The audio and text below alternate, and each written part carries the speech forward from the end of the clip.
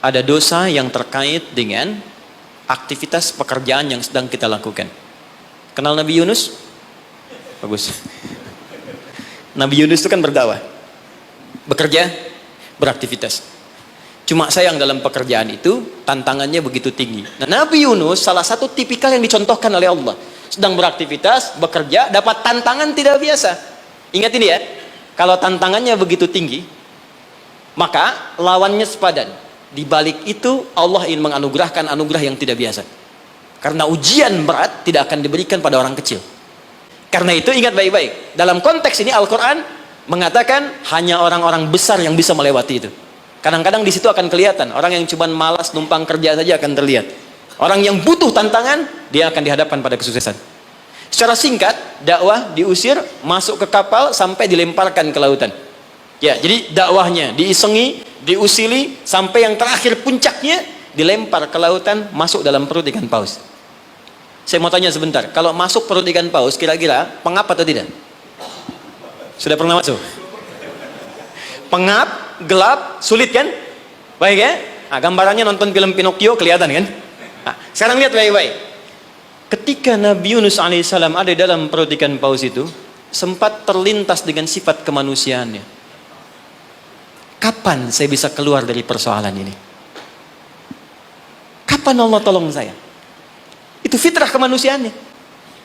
Tapi fitrah kenabiannya, karena beliau maksum, diluruskan oleh Allah. Jangan mengeluh. Ini jalan menuju kesuksesan. Bagian dari kebaikan yang mungkin kamu akan dapatkan. Lakukan zikir ini. Begitu diucapkan zikirnya, dikeluarkanlah dari kesulitan itu. Saya mau tanya sebentar. Tadi masuknya ke perut ikan apa? Ikan paus. Tapi ketika dikeluarkan, bahasa Qurannya bukan saya keluarkan dari perut ikan paus, tapi Allah katakan dengan kalimat yang sangat indah. Di ujungnya ditutup, siapapun yang punya persoalan yang sama seperti Yunus, kalau melakukan zikir yang sama, aku akan bebaskan dari setiap kesulitan aktivitas yang sedang ia lakukan. Buka Quran surah ke-21 ayat 87 sampai 88. وَذَنُّونِ إِذْ ذَهَبَ مُغَاضِبًا فَظَنَّ أَن لَّن نَّقْدِرَ عَلَيْهِ فَنَادَى فِي الظُّلُمَاتِ أَن لَّا إِلَٰهَ إِلَّا أَنتَ سُبْحَانَكَ إِنِّي كُنتُ مِنَ الظَّالِمِينَ فَاسْتَجَبْنَا لَهُ فَنَجَّيْنَاهُ مِنَ الْغَمِّ. Masuk ke perut ikan paus, tapi dikeluarkan bahasanya menggunakan gham. Apa itu gham?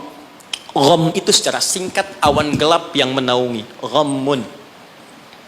Orang Arab menggunakan kalimat gham pada setiap peristiwa yang membuat kita gelap, pengap, lelah, capek. Anda yang ngajukan tender, Anda yang dapat proyeknya diserobot oleh orang lain. Bukankah tiba-tiba merasa lemas? Langsung gelap, padahal matahari begitu terang. Jadi nggak enak makan, jadi lunglai, tiba-tiba stres. Ya, dirawat saja. Anda yang mencoba melamar, tiba-tiba dipinang oleh orang lain. Ya, gelap, capek, lunglai. Ya, gelap, itu gham namanya. Jadi maaf, ada orang yang memang nggak masuk ke perut ikan paus, tapi mengalami peristiwa yang luar biasa. Tantangan besar, jahilin orang, oh, kok mesti saya? Tiba-tiba keluar di lisan, ya Allah kenapa saya? Saya tahajud, saya puasa juga, saya baca Quran juga ya Allah. Apa kurang saya? Kurang sabar. Ya, ternyata kadang-kadang terucap teman-teman sedang kerja, ya bebannya begitu tinggi, udah gali-gali, udah tahajud, minyaknya nggak dapet. Ya, atau tiba-tiba sudah dibilang nggak dapat terus diambil orang gitu. Apa yang harus dikerjakan? Itu pernah terjadi. Kata Allah, lakukan zikir Nabi Yunus alaihissalam. Ada yang salah dalam diri kita. Yang ngatur kita Allah. Jangan mengeluh. Ya, 2 kali lipat motivasi munculkan lagi, petakan lagi, tambah lagi pengetahuannya, kerja lebih maksimal lagi, maka pembukanya dibuka dengan kalimat zikir. Ini yang membebaskan kita dari kesulitan. Jadi kalau Anda sedang praktek, kerja dimanapun, offshore kah itu atau di darat kah, atau ada kesulitan di kantor, bacakan zikir ini. Ini bagian dari hal yang ketika kita bacakan bisa menghilangkan kesulitan yang kita sedang rasakan. Rabbana, masih ingat? Wa nada fidh dhulumati alla ilaha illa anta subhanaka inni kuntu minal zalimin. La ilaha illa anta subhanaka inni kuntu minal zalimin. Rutinkan zikir itu, terutama kalau mendapatkan kesulitan dalam pekerjaan-pekerjaan atau beraktivitas.